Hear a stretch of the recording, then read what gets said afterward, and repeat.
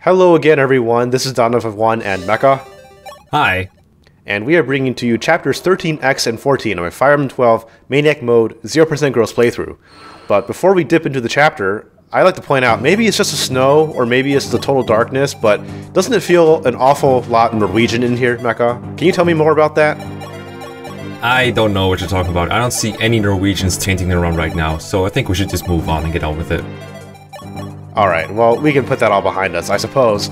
So, Chapter 13x introduces a Fog of War gimmick to this game, and in this game it works a little bit differently than how you may be used to it from Tellius or GBA games.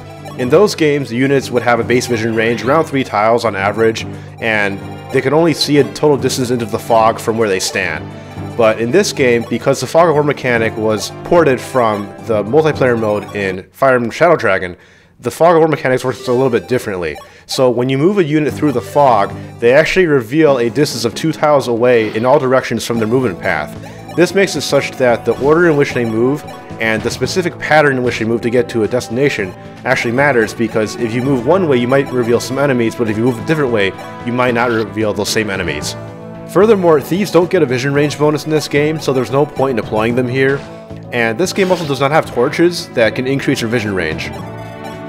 So most maps in this game are siege maps, but this is a guidance chapter, which means you can have a different win condition, and in this case it's route. And route and Fog of War is a pretty weird combination. It means we have to proactively seek out enemies in the fog and destroy them all before they kill us, and as fast as possible. And we have to be pretty proactive about that because a lot of the enemies are ballistas, ballistas that actually hit super effectively on flyers, so you have to be pretty careful when using Draconauts in this chapter. But when you use them well, you can actually kill them before they get to you, and then all that's left to take care of is a couple of barbarians and the sniper boss. And those can be wrapped up by, for example, Palla. Yeah, we reclassed Palla to a sniper for this chapter because the boss is Klein, aka Clarice, who you might remember from Chapter 3x. She left the gate unattended for free Cs. Here we actually get to kill her, and Palla had to go sniper so that she would have enough 2-range power to 1-round KO her. That critical hit was not needed. We put Marth really far into the fog, and he barely survives a round of combat against a Myrmidon, thanks to the Seraph Robe that he got. And this is so that he's able to reach that chest in the extreme top right corner of the map, which contains the Iota Shield. And like in Shadow Dragon, it's the item that allows flyers to negate bow and wind effectiveness, which is very important for a couple of later maps in this game. So I just want to point out that a lot of people might not like this map just because it's both Route and Fog of War, but I actually think it's a really cute combination of both, because this map is small enough such that, you know, if you went into this map completely blind, you would be able to spend one turn kind of moving your units throughout the fog and trying to figure out like who goes where and coming up with a game plan.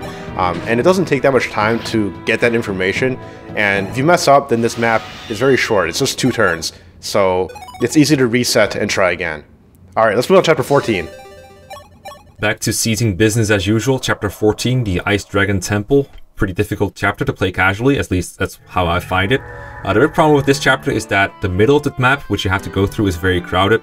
Bunch of really strong ice dragons, just as bulky and just as hard hitting as in Chapter 13, and Marth has to go straight through them.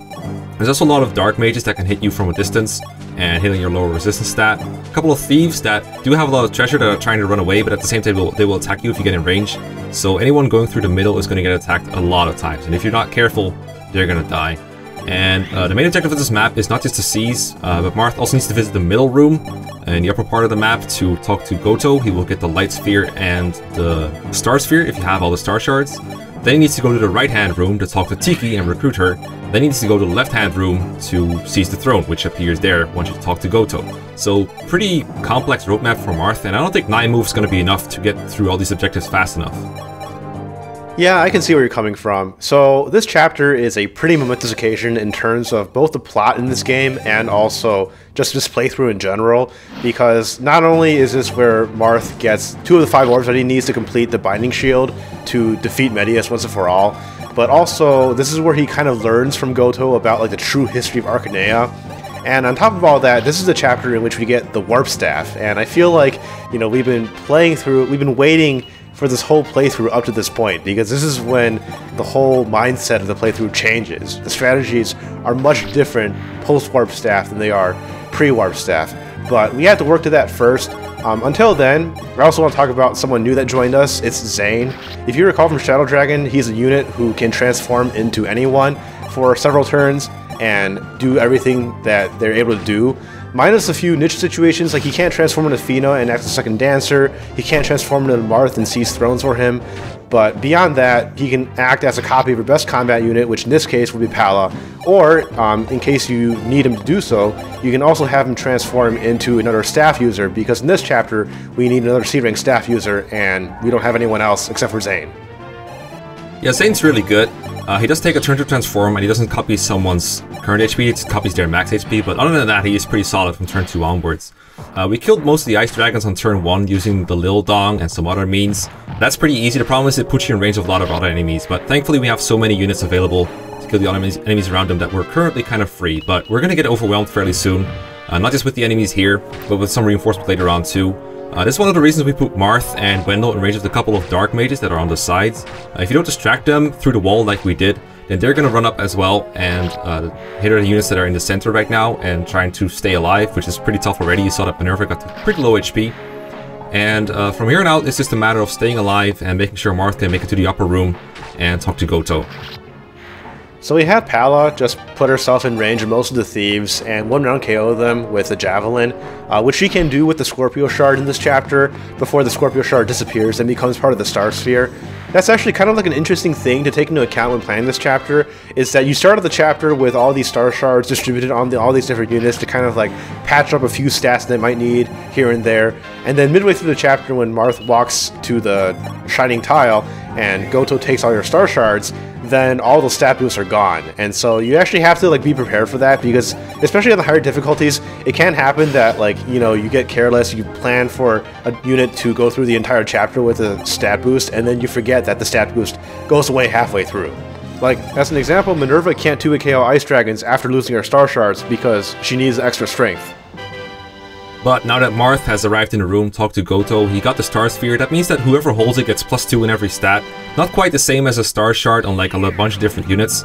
So right now the Star Sphere is going to be a very important item in the playthrough from here on out to give a pretty huge combat boost to whoever is holding it. But that means it's much less spread out, much more focused into one person. That can make a very big difference. We also got the Light Sphere, which can be used to ignore enemy terrain bonuses. Very nice for boss killing to get rid of the defensive bonuses that bosses get when you try to hit them. Increases reliability quite a bit when you take into account their void. And we also use the Thief Staff to get the Agan Staff, which is basically a dancer but as a ranged staff instead. Very useful. Once Marth activates the cutscene with Goto by stepping on the flashing tile, the game decides that you've had too easy of a time getting through the chapter up to this point, so it takes off its gloves and starts to unleash a veritable beatdown. 3 things happen. It reveals every enemy that was hidden in the side rooms up to this point. It spawns a wave of ambush reinforcements from behind where your starting point was, and it also sets the AI of every enemy on this map to swarm you and become aggressive. It looks like we're about to get overwhelmed, but not to worry, because we're about to get the Warp Staff this turn, and we're about to use it to its full potential. Darros started the map with a full inventory so that he can convoy warp the Warp Staff to Marth's convoy, and we can take the Warp Staff immediately out with Yumina and warp him to Tiki in order to recruit her. Now, unfortunately, this uses up his action, and it also appears that there's no way to get him back to where he started because we've expended all of our rescue staff uses, so we don't have a rescue to get him back. But we have a solution for that. We're just going to warp a warper next to Marth, and then we have to employ the convoy warp trick again to warp the warp staff into the convoy by killing the remaining thief that's left over on the map with a droppable item. Again, this time using the full inventory of someone, this time Palla, who cannot double thieves anymore because she lost the Scorpio Shard, but she can one-shot them still with the Silver Lance, which is why we gave it to her at the beginning of this chapter. And then now, after warping the Warp Staff over to Marth, we can withdraw the Warp Staff with Zane and warp Marth to the throne. Man, that was a mouthful. That's what she said. Alright, so that's chapter 14, finished in 3 turns, and at the end of this chapter, Zane gives Chris the option of trying on Tiki's tiara, which supposedly gives him some magical powers, but really all it does is displace Wendell's swag Pope hat. Unfortunate, but it's about time for a new look, and we will give it a shot. So see you all next time. Bye.